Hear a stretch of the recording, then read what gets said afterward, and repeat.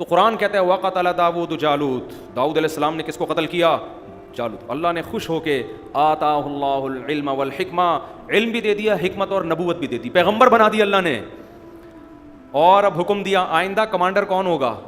آپ ہوں گے۔ اب بنی اسرائیل کی قیادت کس کے پاس آئے گی؟ یہ الیکشن سے سلیکشن نہیں ہوئی۔ اگر بنی اسرائیل میں جمہوریت ہوتی کسی مکھنچو کو اپنا کمانڈر بنا دیتے۔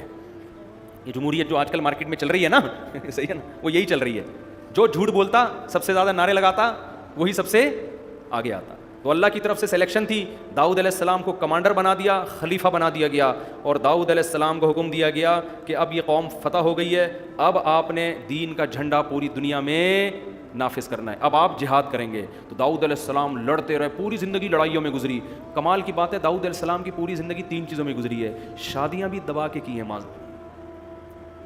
بہت کثرت سے شادیاں کی۔ کیوں؟ نسل کثرت سے پیدا ہو، کیونکہ جنگوں میں جب اتنے لوگ شہید ہوں گے، یہ اگر آپ کی گروتھ ریشو بڑھے گا نہیں تو آپ کی قوم سمٹ کے کیا ہو جائے گی؟ ختم۔ پاکستان آرمی میں جو جوان اتنی کثرت سے ہے نا، مجھے ایک نیوی کے بہت بڑے کمانڈر نے یہ بات بتائی کہ امریکہ اور یورپ کو اپنی آرمیوں میں اپنی قوم کے جوان بھرتی ہونے کے لیے نہیں ملتے۔ نہیں آ رہی بات؟ ان کو کرائے پہ دوسری قوموں کے لوگ اپنی آرمی میں بھرتی کرنے پڑتے ہیں۔ کسی دوسری قوم کا آدمی آپ کی قوم کے لیے اس جذبے سے نہیں لڑے گا، وہ تو کرائے پہ آیا ہے نا۔ امریکہ اور ان قوموں میں اتنے لوگ نہیں ہیں، جبکہ انہوں نے کہا ہمارے پاکستان میں کیا ہے، لائن لگی ہوئی ہوتی ہے سلیکشن کے لیے، ہر آدمی کہتا ہے مجھے بھرتی کرو، دوسرا کہتا ہے مجھے بھرتی۔ یہ کیوں ہے؟ گروتھ ریشو زیادہ ہے۔ اگر یہ 2 بچوں پہ آ گئے نا ہم، تو یہ فیسلٹی ہماری کیا ہو جائے گی؟ ختم، عسکری لحاظ سے کمزور پڑ جائیں گے۔ تو داؤد علیہ السلام نے کثرت سے، اس زمانے میں 4 سے بھی زیادہ شادیوں کی اجازت تھی، خواتین سے معذرت کے ساتھ اوپر بیان سن رہی ہیں، بولیں گے پھر آ گیا، اب کیا کریں، داؤد علیہ السلام نے کی تھی تو میرا کیا قصور ہے اس میں؟ داؤد علیہ السلام نے بہت کثرت سے شادیاں کی، بہت کثرت سے، یہ تمام آسمانی کتابوں میں اس کا تذکرہ ملتا ہے۔ 3 کام کثرت سے، ایک لڑائی، پھر اللہ نے خوش ہو کے نا آپ کے ہاتھ میں لوہے کو نرم کر دیا کہ اب آپ لوہا جدھر چاہیں گے مڑ جائے گا، آپ زرہیں بنائیں، قرآن کہتے ہیں وقدر فی السرد، جنگی ٹوپیاں بنائیں۔ داؤد علیہ السلام خود اپنے ہاتھ سے جنگی ٹوپیاں بناتے تھے اور جنگی لوہے کے لباس بناتے تھے، تلوار اس پہ اثر نہ کرے، اسباب اختیار کر رہے ہیں۔ اور پھر قرآن ان کی عبادت کا تذکرہ کرتا ہے، یا جبال اوبی معہ والطیر، اے پہاڑوں، داؤد جب اللہ کی تسبیح کریں، لا الہ الا اللہ پڑھیں، تو اے پہاڑوں تم بھی داؤد کے ساتھ اس تسبیح میں شریک ہو جاؤ۔ اور قرآن داؤد علیہ السلام کے بارے میں ایک اور بات کہہ رہا ہے، فصل الخطاب، بہترین بات کرنے کا، تقریر کرنے کا ملکہ عطا کیا۔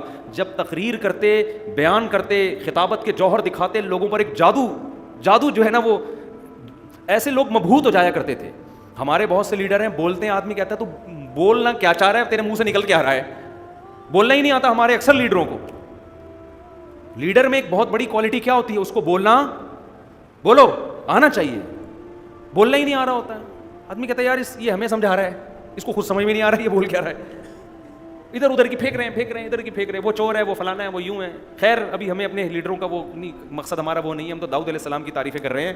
قرآن کہہ رہا ہے فصل الخطاب، اسپیکنگ پاور عطا کی ہم نے کس کو؟ داؤد کو۔ تو کمانڈر میں یہ ضروری ہے کہ جب وہ تقریر کرے تو لوگوں کے دل لرز جائیں، لوگوں کو موٹیویشن ملے۔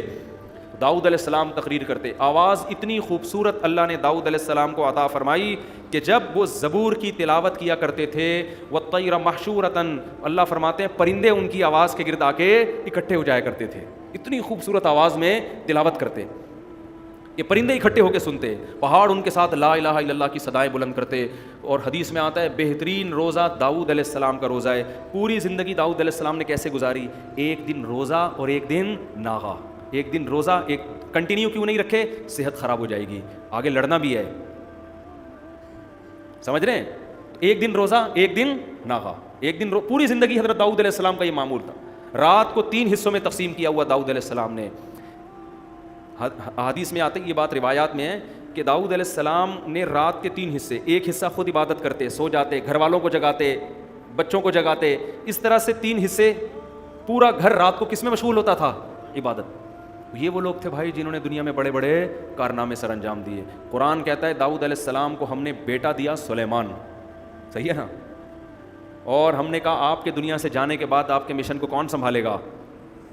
بولو سلیمان۔ پھر وہ ان کے اللہ نے واقعات بیان کیے، ان کو ان سے بھی زیادہ کمالات عطا کیے اللہ تعالیٰ نے، اور کمال معذرت کے ساتھ شادیاں انہوں نے بھی بہت کی ہیں، یہ میں اس لیے کہہ رہا ہوں کہ زیادہ شادیاں کرنا یہ انسان کے 2 نمبر ہونے کی، عیش پرست ہونے کی علامت نہیں ہے، یہ پیغمبروں کی سنتیں ہیں. یہ تو اسلام نے 4 کی پابندی لگا دی ہے، 4 سے زیادہ الاؤ نہیں ہے. اسلام سے پہلے جتنے بھی مذاہب دنیا میں تھے آسمانی، ان میں 4 سے بھی زیادہ کی اجازت تھی. تو سلیمان علیہ السلام کی 100 بیویوں کا ذکر صحیح ہے بخاری میں ہے، سمجھتے ہو؟